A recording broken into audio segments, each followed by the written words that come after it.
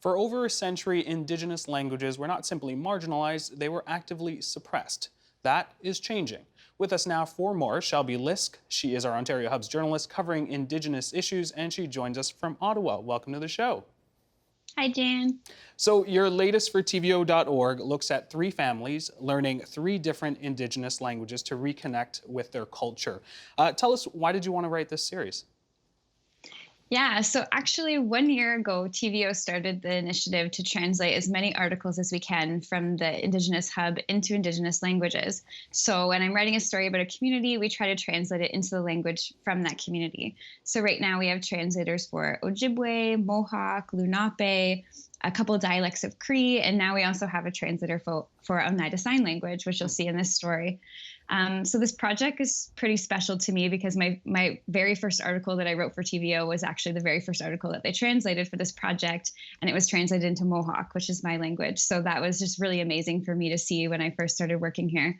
So we knew that for the 1 year anniversary of the translation project, we wanted to do something special. And I've had this idea in the back of my head, just thinking about how we pass languages through generations and who takes on that role. And so I really wanted to explore that with these three families that I interviewed. Well, I want to talk about one of the families. You spoke to Karen Moscow. Now, she is one of the very few people who speaks Lenape. What did her story teach you about the role families have in passing down language? Yeah, so I really connected with Karen because she is also, I'm an auntie. I don't have any children of my own, and she kind of has the same story. So we really connected on, in Mohawk, there's no word to differentiate mom from aunt. And in Lenape, they have a similar word. They call their aunt their little mom. And so that's sort of the role that she really takes on within her family. And when she was talking to me about what family meant to her, she really talked about it being community. And when she was growing up, her parents always took in lots of foster children, people from the community, kids from the community were always staying with them. And she said that they always had enough children in their house to have two baseball teams to play against each other. So that's what she remembers growing up. And she's really taken on that role within her family and within her community as well. And one of the other things that she really emphasized to me about family that I thought was really important is that she teaches in her community, and she doesn't separate adults and children in her classes, because she says that's not how we naturally would have learned languages. We always would have been all together, which I think is really beautiful. Now, I want to speak about another family, one family that's reviving and expanding sign language for the Oneida Nation. What can you tell us about the Ireland family? Yeah, so the Irelands, they're from the Oneida Nation of the Thames community near London, Ontario. And Max and Marcia Ireland, well, they're adorable. They've been together for 40 years. And Marcia was born deaf, and she struggled a lot because she didn't really feel like she fit into the deaf community. She described it as being a very white community where she didn't feel like she fit in as an Indigenous person. And then at the same time, she also felt disconnected from the Oneida community because she would bring interpreters for ASL to community events. But as soon as a speaker started speaking in the Oneida language, the translators had to stop. They didn't know what was going on. And so that was, cutting her off from her community. They also have 5 children, all of whom are deaf, and they have 8 of their 12 grandchildren are also deaf, and they just had a great granddaughter who was born also deaf. So they have 4 generations of deaf people within their family.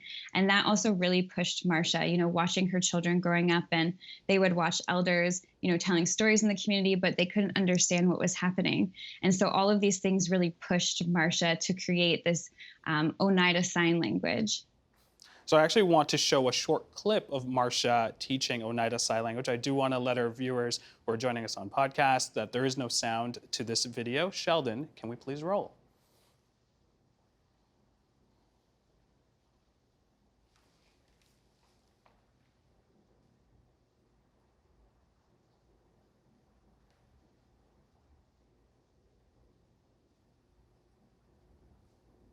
All right, so after looking at that, can you explain what Marcia was signing?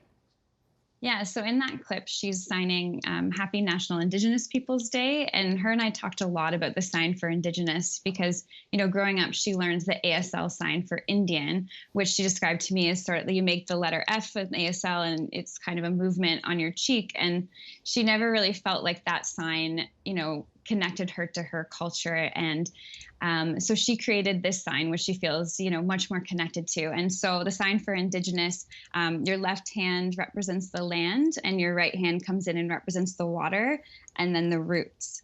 And I think that it's just so beautiful and visual, and that's the sign that she now uses for Indigenous. And she says that really gives her a sense of pride in who she is.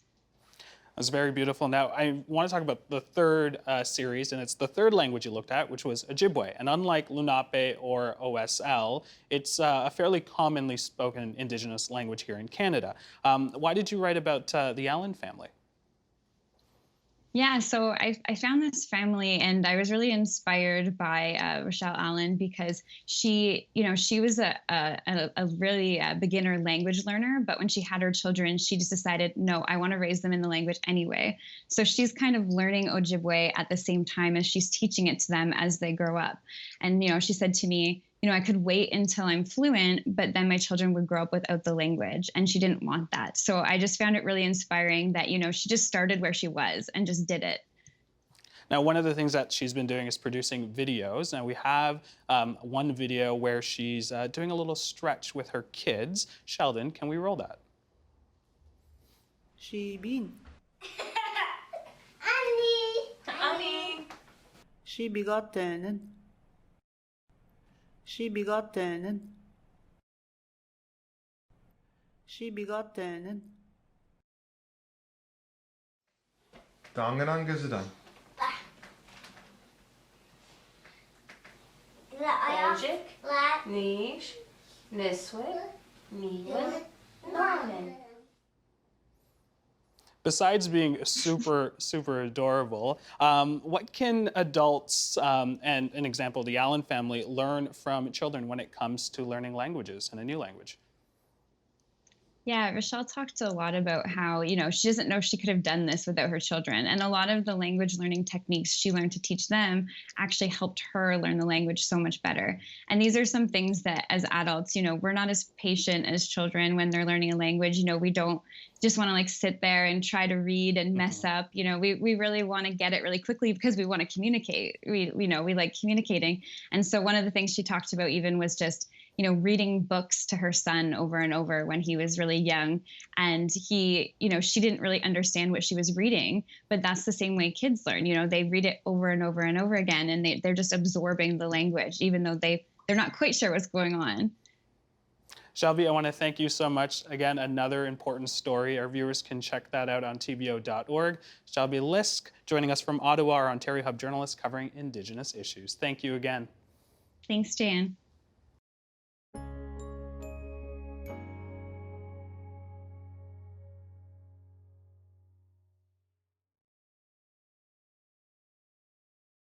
The Agenda with Steve Paikin is brought to you by the Chartered Professional Accountants of Ontario. CPA Ontario is a regulator, an educator, a thought leader, and an advocate.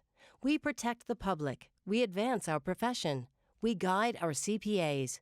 We are CPA Ontario. And by viewers like you. Thank you.